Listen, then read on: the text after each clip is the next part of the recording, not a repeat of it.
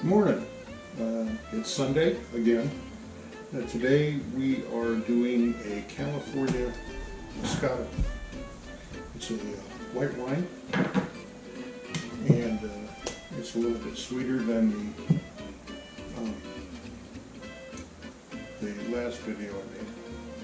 A little bit sweeter wine than red, but I wanted to try my hand at this and see how it works. So this morning, very simple. Let's get unboxing. Pretty excited about this. There's going to be differences in between this one and the last one. The most notable difference, right off the bat, is the last one, being a red, had 3 packages of oak chips. This has none. It doesn't need them. You're not going to be oak aging Moscato. So it has the same important stuff. The instructions, of course. Those are the most important thing. Aside from sanitation, which has already been done. Even though when I put my kit away last time, nothing went back into the closet dirty. That's just not, it's not proper, it's not good. So, in this package here we have the bentonite, which we will be starting with, the liqueur yeast that we had in the last one,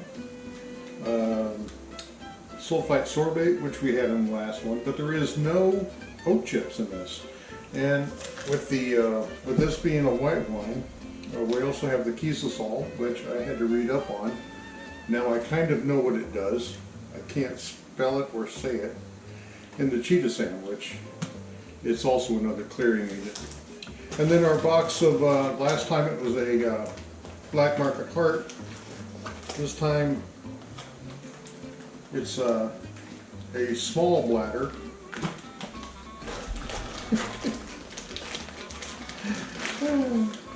And a larger bladder. One is, and we will read the instructions and see how that works. So, last time it was a heart. Now it's a bladder. That's wrong, Chuck. It was so wrong. So clean and sanitize equipment. I already did. Bring all the kit components up to room temperature, and they have been, minus the water. I just got that out of my filter. Pour 1 cup of hot tap water into the bottom of the primary fermenter, a 1 gallon glass jug. So what I'm going to do is get a cup. I'm going to heat up some water and get that going. And in the meantime, from the last one that I made, it turned out really well. I would suggest, if you're going to drink red wine, before you taste it and you think, oh, this is really good,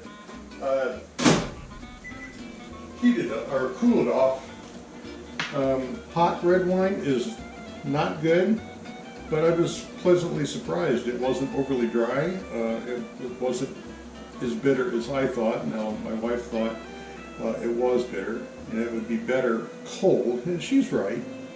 It would be better cold, but I was in kind of a hurry to taste it. That bottle is gone. The other 4 are still in the closet, safely hiding away from me. And I mean, these are so simple to make that by the time you get done with 4 bottles, you're going to have another 6 ready to go. Let me go get this water.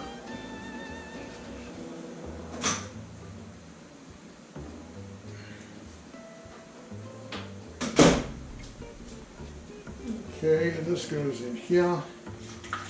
And this is just to dissolve the bentonite, which, as we found out last time, doesn't really dissolve anyway. It just kind of, I don't know. In my opinion, I'm sure it serves a purpose, but it's kind of the dirty part of winemaking, bentonite. It's just brewer's clay. It's gray when it comes out. like that. And then you just sprinkle it in there. And then you're going to stir that in with the plastic spoon. Remember the plastic spoon from before. And we stir that in as much as we can. And being clay, this water is not going to dissolve it. I don't care how hot you make it, how much you stir it. It's going to sit in there and do what it does. So it's, you know, it comes out a little chunky. But it all gets mixed up. So we get that all stirred in as much as we can. And it says it is normal for bentonite to not fully dissolve in water. Well, yeah. I mean, when you make dirt clods as a kid, did they dissolve, right?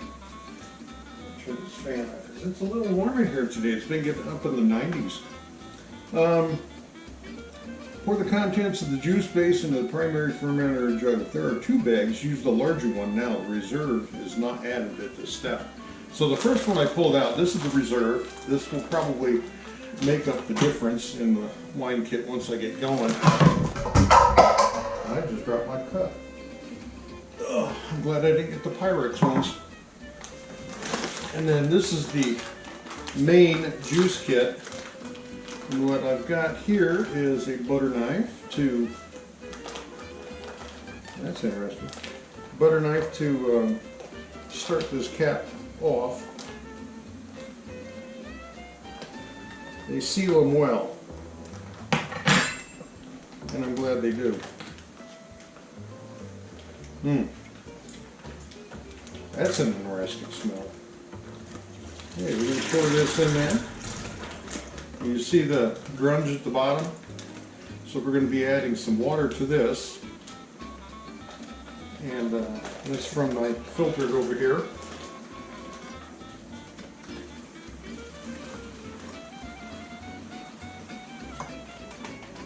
Add some water to that. And get that mixed up well, because you want all that juice that you can out of there. You paid enough for the kit. We don't want to waste any. And then that goes in there.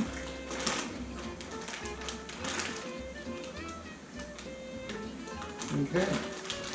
That's going to go back in the box until I can get to the garbage can. Okay, now it says top the fermenter jug or up to 1 gallon and mark with good quality cool drinking water. Well, it will. My mark for my jug is actually over on this side so I can see it. You won't see it, but I will. And this is my filtered water going in.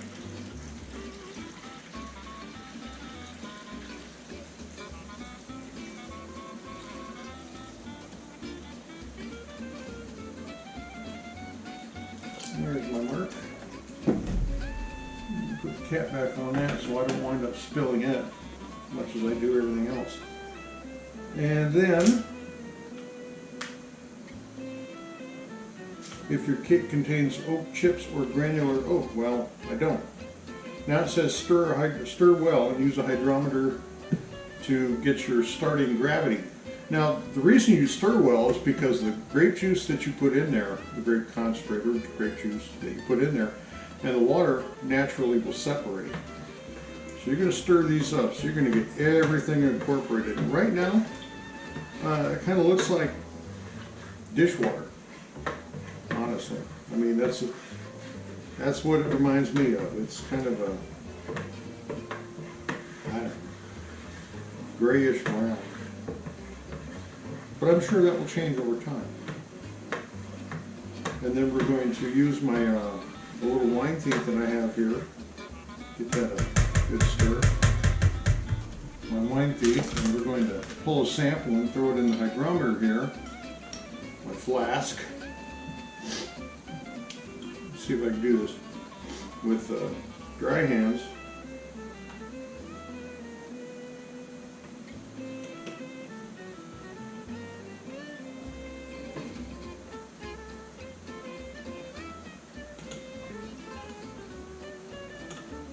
Put 2 or 3 of those in there. throw the hydrometer in there. Yeah, let's go 4.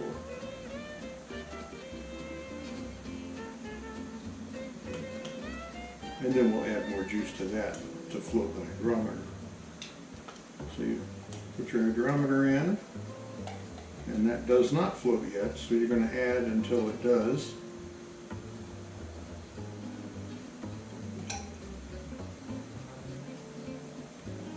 Not yet.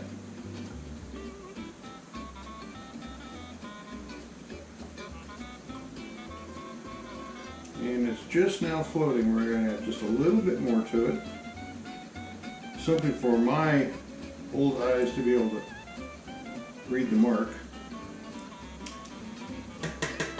And then with the pen that I don't have, we're going to write that down. You give that a little spin, not that it has any bubbles to worry about. And we will be sitting at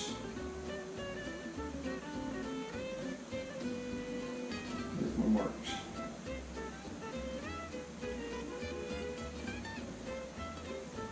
That looks like 1060. Okay, so if you go, the yellow here is my, so it's about 1062-ish, and for Moscato, 1065 to 1075 is proper. And that's exactly what it is, so we're good to go.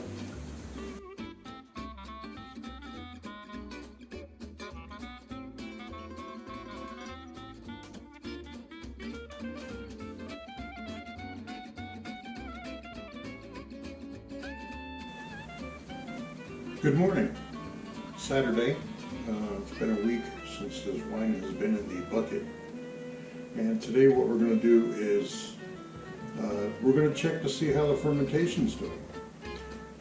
It's supposed to go for 14 days, but my gravity should be right around 0.996, which means everything in here has been fermented.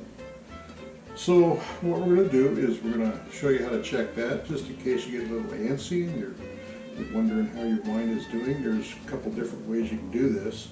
You can just, pull your airlock and then, take a smell. If it smells kind of bready, then it's probably got a little bit longer to go. In this case, it does smell a little bready. I do believe it has some more time to go. But we're going to check it, and the easiest way to do that is with your hydrometer.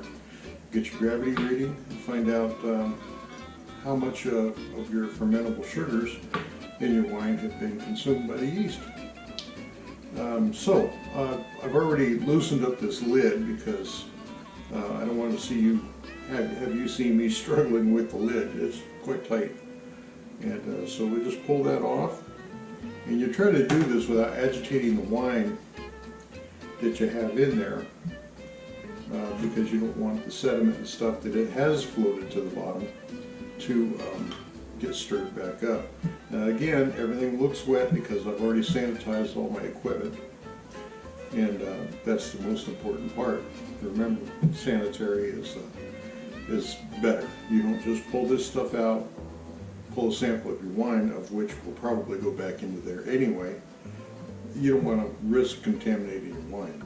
You put a lot of time and effort into this, and now is not the time to go slack. So you take your wine thief and put it in there and try to keep it off the bottom. Let it fill. Take your sample.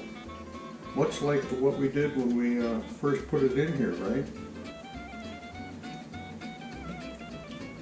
We'll put 2 or 3 or 4 of these in here, and then we'll float the hydrometer and take our reading. Now the wine, because this is not red wine, obviously, is looking pretty clear. I'm pretty proud of it already. There's a nice yellow color to it. It's not supposed to be pink. Alright, so that's that many. Then we'll put the hydrometer in there, and it won't be floating yet. As a matter of fact, it goes clean to the bottom, which is a good sign. If we're floating too high, you have a lot more sugar in there It still has to ferment out.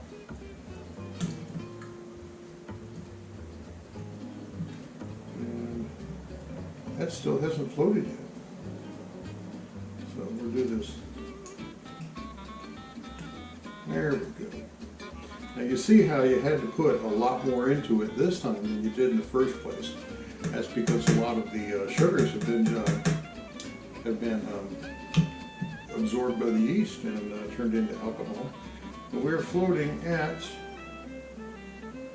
you see, we're supposed to be 0.996. And the top of this thing is 0.999 or 990. So if it would float a little bit lower, then I believe we'd be ready. But right now we are sitting at 990.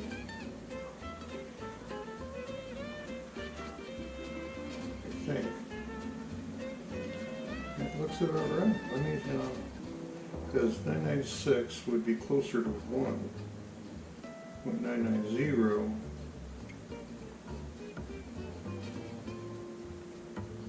This is almost ready. What I'm going to do is I'm going to take this off to the side after I put all this back in.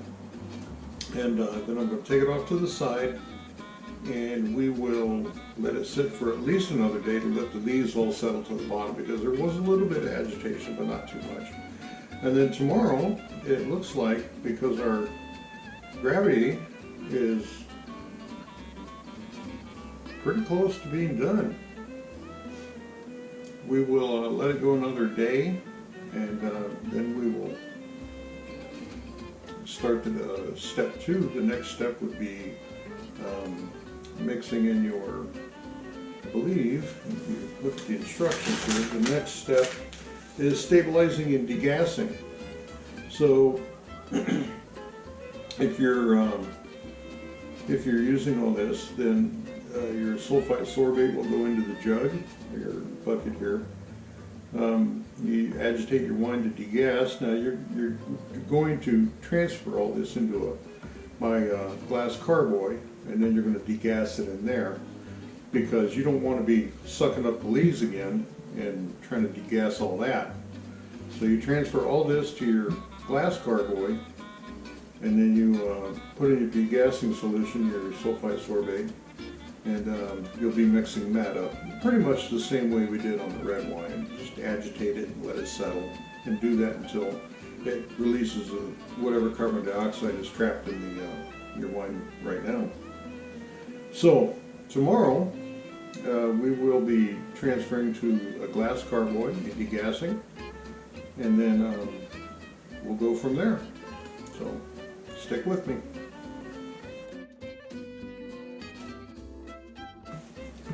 Good morning.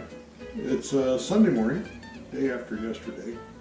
Yesterday you saw me checking the specific gravity, and I gave it a little bit of thought, and the specific gravity is where it should be. As it turns out, this wine is probably about 8 or 9%, if I remember right, through my calculations here. I also did some reading up on the ingredients we're putting in today. One of them is called Kieselsaal. It's a negatively charged fining agent made from silicon dioxide, which is mostly found in quartz. First, Kieselsaal is added and gently stirred into the wine after fermentation. Then a day later, the chitosan is added and stirred. So mystery solved. It's, what they say, quartz? Quartz powder? It's a fining agent. What it does is it tracks the floaties, the yeast floaties, the haze, the real fine grunge, and it sucks them to the bottom of the carboy. So we're going to be racking from the bucket to the carboy today and putting in 4 milliliters of Kieselsaal, or I'm sorry, sodium sorbate, and then we'll be degassing. And degassing is basically getting all the CO2 we can out of the bucket. So all we have, I'm sorry, the bucket has got CO2 in it. We're transferring the wine to here and then taking the CO2 out of the carboy. I keep saying bucket. We're not doing anything to the bucket because that would stir up the sediment, and we don't want to do that. Now, I've propped this thing at a little bit of an angle so I can get all the wine that's in there and moved to the bucket. Sanitized everything, pre-moved the lid because it fits tight, and I moved it and then I angled it a little bit and then I let it set just in case anything that I stirred up can settle back down. Now it's going to transfer over some real fine sediment anyway. It's just the way that it does. I don't filter my wine, and it's going to be in the carboy, and the fining agent will gradually take all that stuff in there and drop it to the bottom, which leaves you with a really clear white wine. So let's get started, shall we? I'm going to take this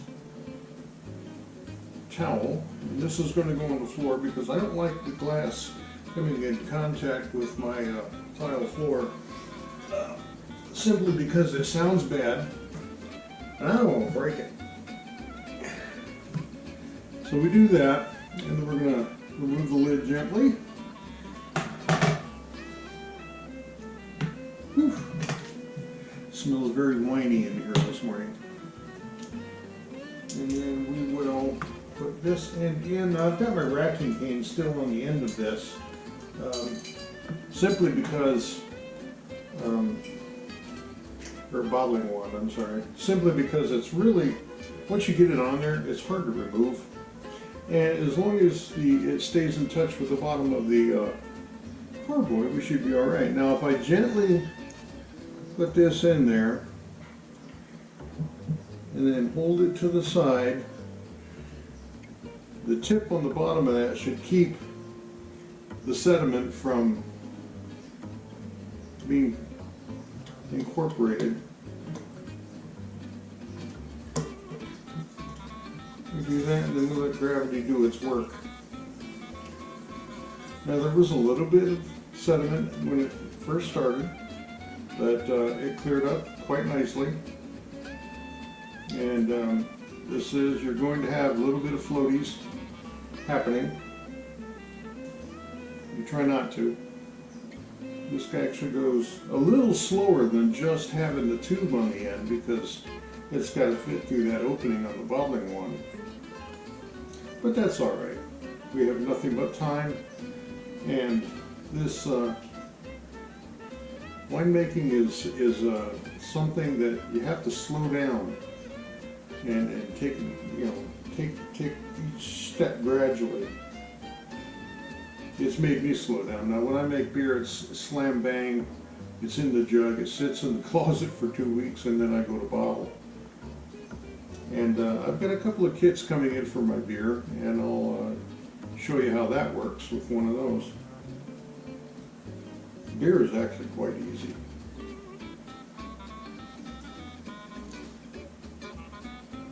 Real close now.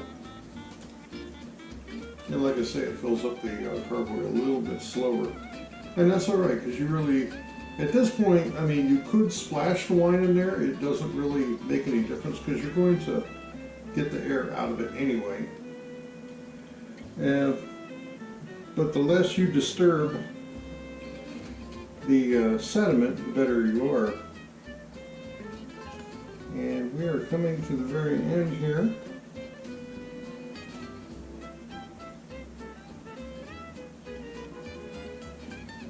And now it's starting to drag sediments before that. Okay, and I'll give you a shot here of what is left in the carboy, or the brewer jug here. Let me get this tube out and put this in the sink as I spill wine all over the floor. It's all right, I need to clean the floor today. So let me give you a quick look at the grunge that's left in there. And this is here, some real fine grunge, and you try to keep that out of the wine. It will settle out, but the less you have in there, the better you are. And so we're going to move the bucket off to the side. At this point in time, we don't need it. And my little leveling stick. And then we're bringing the jug up. Now, this isn't too bad. It didn't fill up quite as much as the red wine, but that's okay. There is a juice. I also have another package of white wine juice to put in there to take it up a little bit. That's all right. We need room in there a little bit anyway, so we can stir in the sodium sorbate or sulfite sorbate. So, and that's what we're doing next. We'll put the sulfite sorbate in there. Yeah.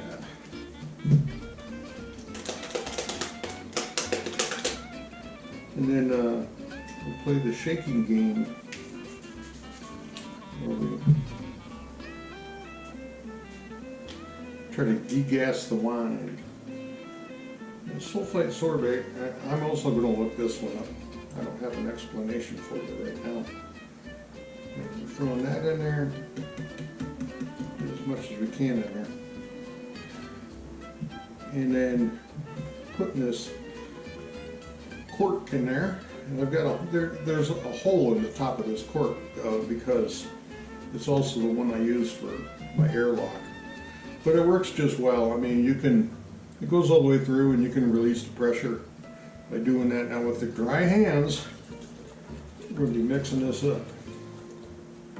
And you can, I don't know if you can hear it or not, but it does release carbon dioxide. And the more you get out of the wine, the better you are. And that's what these fining agents will be going to town soon. And now you can see the froth on the top of the wine there. And that's all the carbon dioxide coming up to the top. Yeah. And I'm releasing it. And as I release it, this is it becomes still wine. Now the bubbles are getting smaller and smaller, which is good. That's what you want.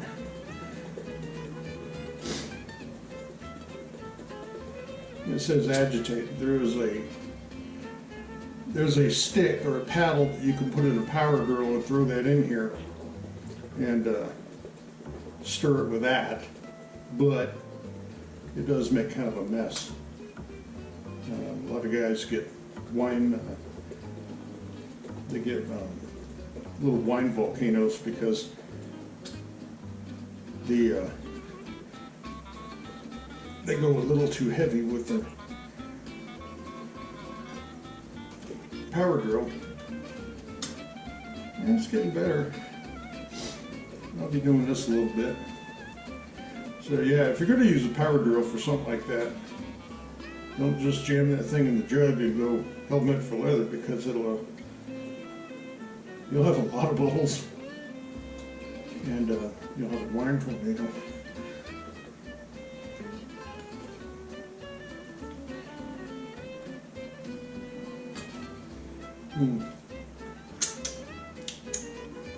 That tastes pretty good. And again, it's like 10 o'clock in the morning. But that's all right. Yeah. See, now it's getting enough to where I don't have to worry about, little lacy bubbles like that are not bad. And then I'll be putting an airlock in this simply because once it goes back into the closet, and it's going to do that for a day, once it goes back into the closet, it's going to sit there, and any carbonation that's in there bubbling out, the airlock will let it out. So I grab that, and that is my handy dandy air bubbler.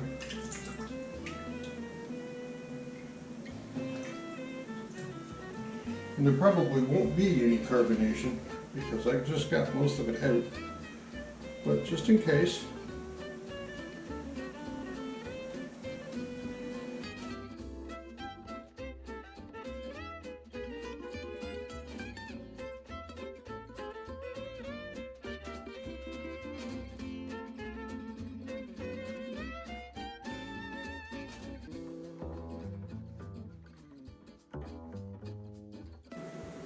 Good morning. Today is Sunday. Seems like we always do this on a Sunday, right? Today is bottling day for the white wine, Moscato. It has done everything it's going to do. It's cleared out very nicely. And what I'll be doing today is transferring it all to this bucket, leaving behind the leaves that's in there. The dead yeast cells and everything else, the fining agents, everything has gone to the bottom, leaving a nice clear wine. And so out of my carboy here, I've got it tilted just a little bit, and I'll be using my racking cane to transfer it to the bucket, which needs to go down below. And then we'll go bring the bucket up top, and then we'll do put the bottles down here, and I'll get moved around with the camera. You can watch me do the filling on that. So the things I need today, first off, everything's been sterilized. I've got the bottles rinsed, and they're sitting in the very top of the dishwasher rack because it's got those little prongs up there that can hold them up. These are brand new bottles. I've not used them before. You could, theoretically, take them directly out of the box and fill them, even though, you know, they say they've been cleaned, they're sterile and everything else, but hey, I don't know where those bottles have been. They may have been sitting in the back room of the homebrew shop. I have no idea. On the safe side, clean it. I've also got corks that are sitting in the sanitizing solution. I have my corker, racking cane, bottle, and a glass because I'm curious. So let's get started, shall we? What we're going to do here is remove this carefully. Try not to agitate this wine anymore because it does have a little bit of sediment in the bottom, and we don't want to bring that width to the wine. And then we're going to put down my towel, and we're going to move the bucket down below because gravity. And then carefully we're going to assemble this beast, and that's pretty simple. And then on the bottom, now you'll notice I still have the bottling wand on it, and that's okay. The bottling wand will allow the wine to still flow out of there. It's still gravity fed, and the bottling wand is just a valve. So we're going to put that down in the bucket, and hopefully she stays in the bucket, and then carefully, and now because of this tip, I can go clean to the bottom of this carboy with it, and it'll be at an angle, and it'll be gentle.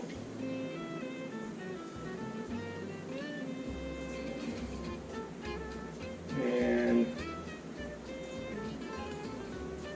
it's kind of a balancing act between putting this in there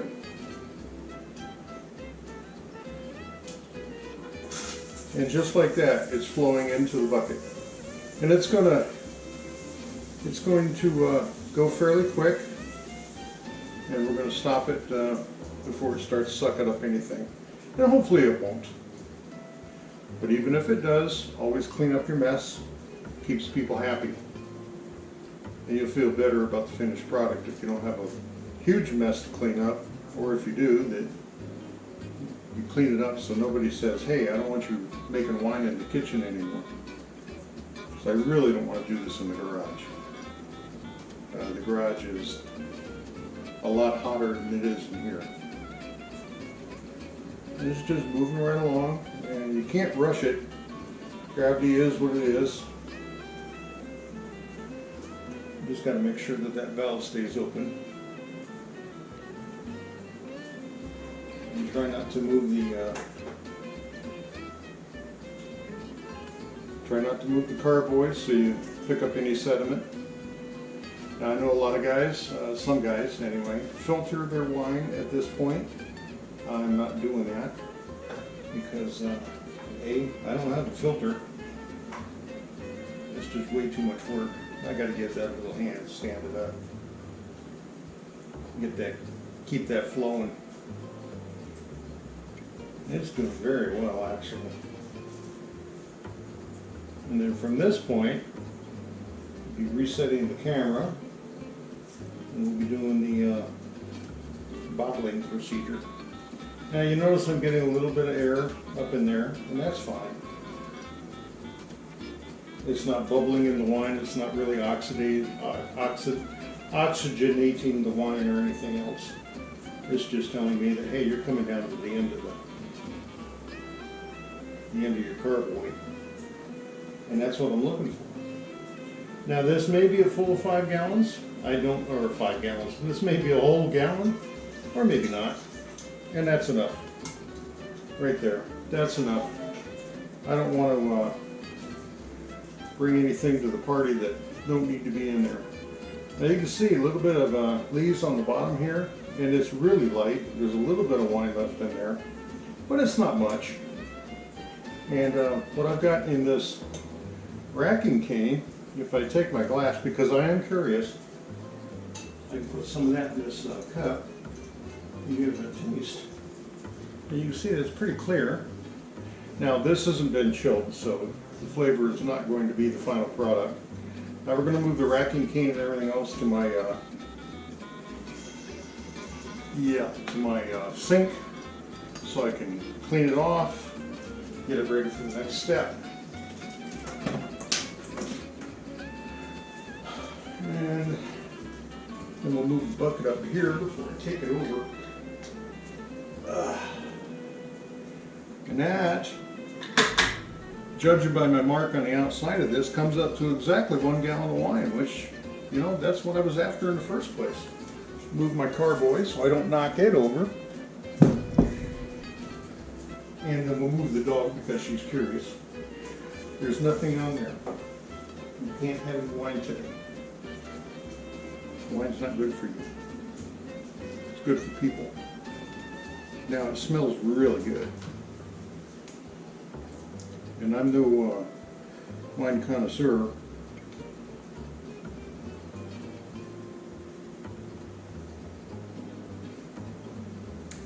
That is really, really nice. It's sweet. It's drinkable. Oh, this chilled is going to be killer.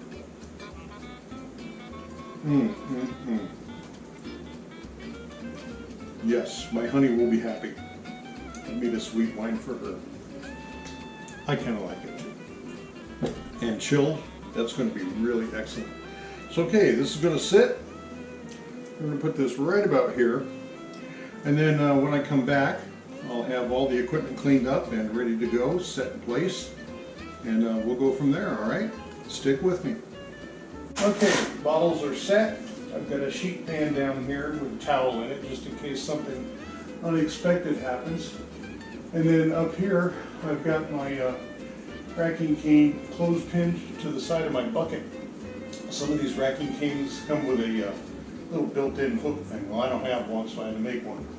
Necessity being the mother of that, it is. And then this goes, it's going to go on the top here. And if I give this thing a little bit of air, hopefully, a couple pumps,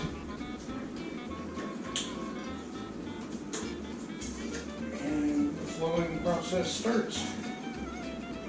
And the thing with the racking cane is it's a little, it's a timing thing. You go to the bottle gets all the way full, and then as you retract the racking cane, it gives you that head space that's kind of prejudged to be what it is. So you go to the clean top of the bottle, like that, and you pull it out and go to the next one. And that'll give you enough space for the cork to go in there, which we'll show you that part later on. And being an optimist, I hope to get at least 5 bottles out of this. I think I got 5 last time with 4 and a little bit of the red. But this was a little bit more in the carboy, so we might get 5. It'd be cool if we got all 6, but I don't think that's going to happen. And I don't have to worry too much about moving the racking cane in the bucket because there is no sediment in there that I'm worried about transferring to the bottles. And this is just kind of a process to where you fill the bottle.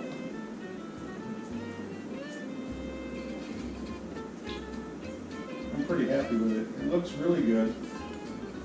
It is getting some air. That's fine. I may not get an entire 5 bottles. We don't know. I will go as far as I can though.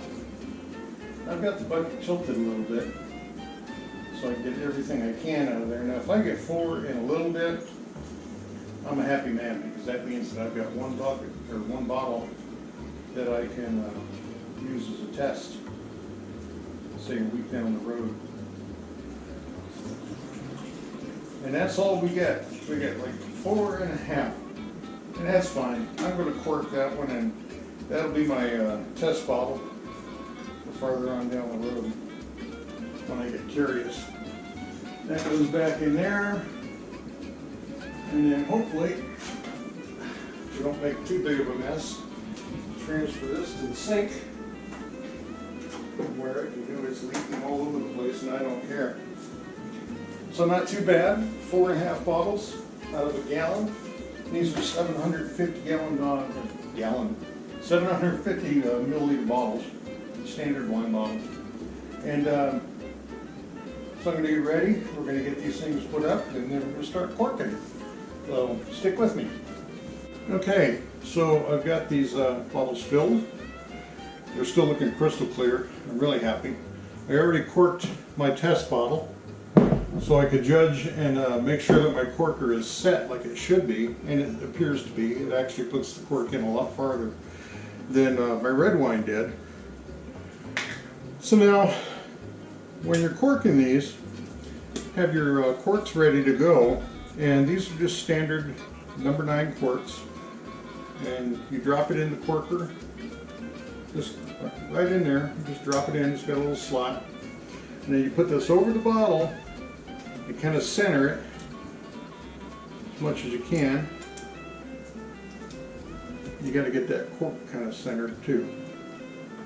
And then a slow, steady pressure.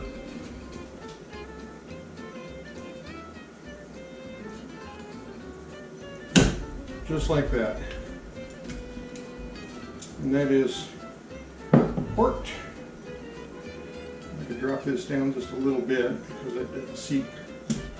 I always have a problem with this corker for some reason. I don't know why.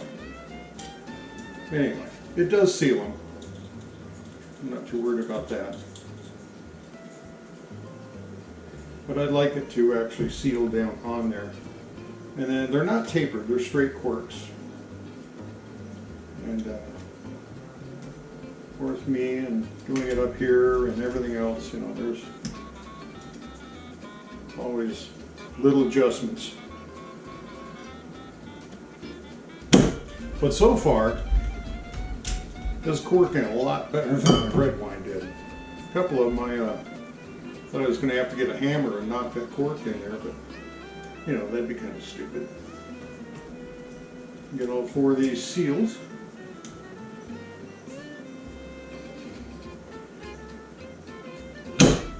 And I recommend that if you're going to do this, do it on a countertop. If you're going to do it on a countertop, always have something under the bottle like a towel. You don't want that bottle shooting out sideways and making a mess. You've gone long and hard on this wine, a lot of patience, a lot of time. And having said that, watch this one shoot out.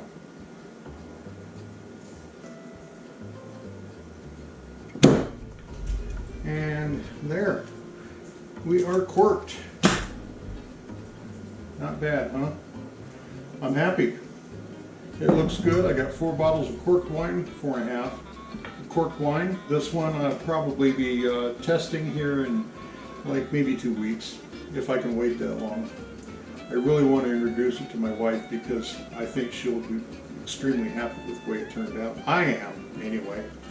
It's sweet like she wanted. It's not overly dry, if any. And I think the longer it sits, the better it's going to be. So, there's a little bit left in this glass. And while it's not chilled, it's still pretty pleasing. Mm, mm, mm, mm. So what I'm going to do though, because I've got one of my red that has been chilled, I'm going to pull that out, uncork it to see how it's done. So hang on just a minute, all right? And I'm just going to leave this running because it's in the fridge. It has been chilled. And got me a fancy schmancy pork thingy. And because I really don't have any idea how this works, I think you just screw it into the top here. And I know at some point these wings come up. Ah, good, like they're doing. Good deal. And then this just goes in. Wings come up to a certain point. What I had before was one of those other guys that kind of looks like a folding switchblade knife. I really didn't like it. And hopefully, oh look at that. Just like I wanted it. Oh, it smells delicious. Now, I've already put my white in this glass, but I'm going to mix. So this is what my red looks like.